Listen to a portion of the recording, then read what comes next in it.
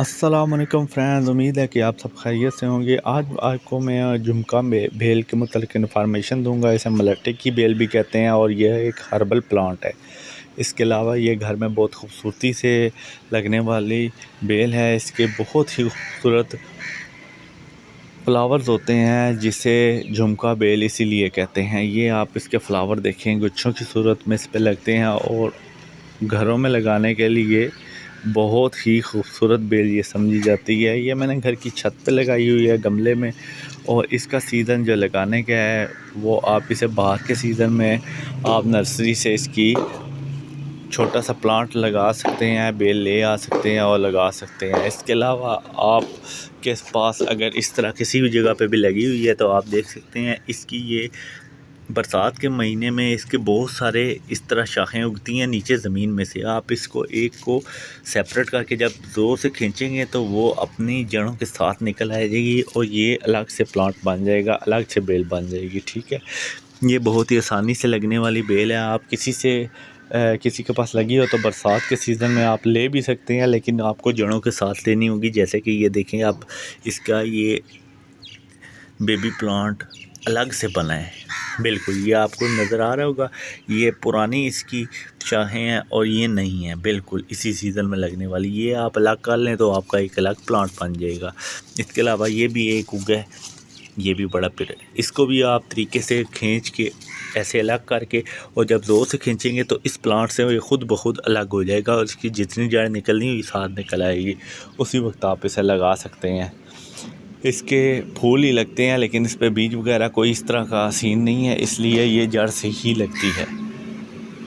ये इसे मलट्ठी की बेल भी कहते हैं और इसके जो फूल हैं ये खांसी के लिए और गले की आवाज़ को बेहतर करने के लिए यूज़ किए जाते हैं। और इसकी जो लकड़ी है ये जो है ये भी सुखा कर इसको पीस कर बारीक शहद के साथ मिक्स करके खाई जाती है, तो वो भी गले की आवाज़ को बेहतर बनाने के लिए इस्तेमाल होती है।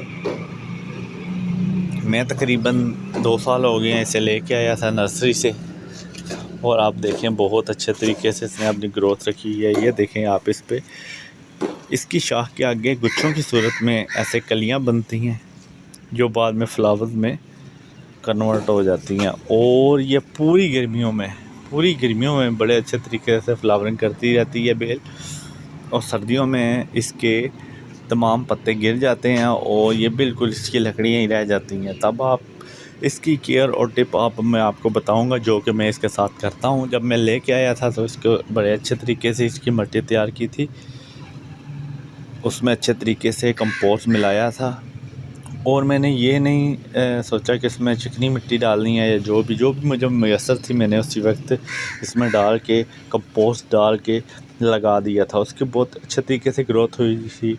और जैसे ही इसका सीज़न जाता है गर्मियों के बाद, फूल देने के बाद, तो इसके जैसे पत्ते गिरने लग पड़ते हैं तो छत पे सहन पे बड़ा गंद मच जाता है एक दफ़ा। तो फिर मैं इस तरह करता था कि इसको ना यहाँ से मैं कटिंग कर देता था, सारी बेल को मैं फेंक देता था और उसके पत्ते वगैरह भी जो ब्राउन हो रहे थे उन्हें उतार लेता था, और खाली इसकी ये टहनी रह जाती थी। फिर मैं ज़्यादा सर्दियाँ जब आती हैं, दिसंबर जनवरी का महीना होता है, तो इसके अच्छे तरीके से गोडी करके मैं इसको खाद दे देता हूँ। जब इसके पत्ते गिर जाते हैं, जब मैं खाद दे देता हूँ तो वो जैसे ही दूसरा तीसरा महीना शुरू होता है, दूसरे महीने के एंड पे और तीसरे महीने के शुरू पे, इस पर फिर फ्लावरिंग बहुत अच्छे तरीके से आती है कि आप अगर इसको जनवरी में खाद दे देंगे तो फरवरी के एंड तक बहुत अच्छे तरीके से फिर फ्लावर आएंगे। तो आप भी अपने घर में इसे लगा सकते हैं। अगर नहीं लगाई तो आज ही जाइए, इसके सीज़न का कोई मसला नहीं, आप अभी लेके आ सकते हैं। और इसको फुल लाइट चाहिए होती है क्योंकि इसके फूलों ने ब्लूमिंग करनी होती है।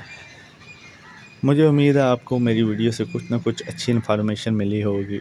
इंशाल्लाह आपसे मैं नई वीडियो में मिलता हूँ। अपना ख्याल रखिएगा और मुझे अपनी दुआओं में याद रखिएगा। अल्लाह हाफ़िज़, फ़ी अमान अल्लाह।